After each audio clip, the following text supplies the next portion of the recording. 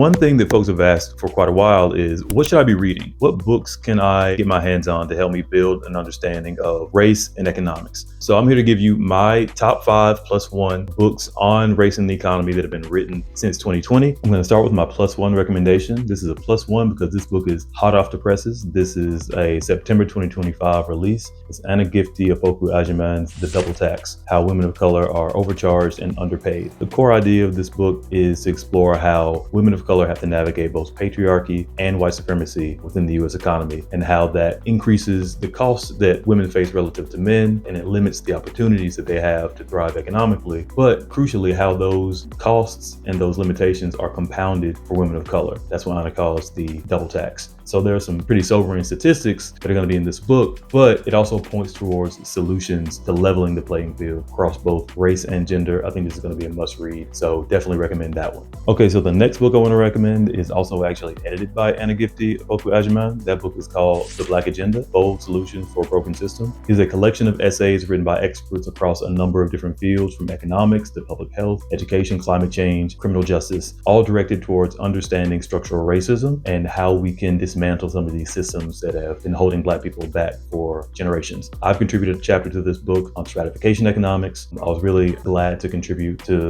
this collection of esteemed experts. And again, it gives a very wide-ranging view on what's happening in the American economy, what's happening in society, and what we can do to try to close some of these gaps. Okay, so the next book I want to recommend, also a 2025 book, Black Power Scorecard: Measuring the Racial Gap and What We Can Do to Close It, by Andre Perry. So Perry takes a comprehensive approach to thinking through what it really means for Black Americans to build power in the US, right? Real power consisting not just of constitutionally guaranteed political rights, but economic agency, ownership, access to opportunity, and maybe above all else, health and longevity. So we take stock of how these deliberate acts of underinvestment have led to this real racial power gap in the United States, and what substantive policy changes we should implement to try to close some of those gaps. It's a really totalizing view of like what power means. If you're interested in that, Black Power Scorecard is a book that I would also recommend.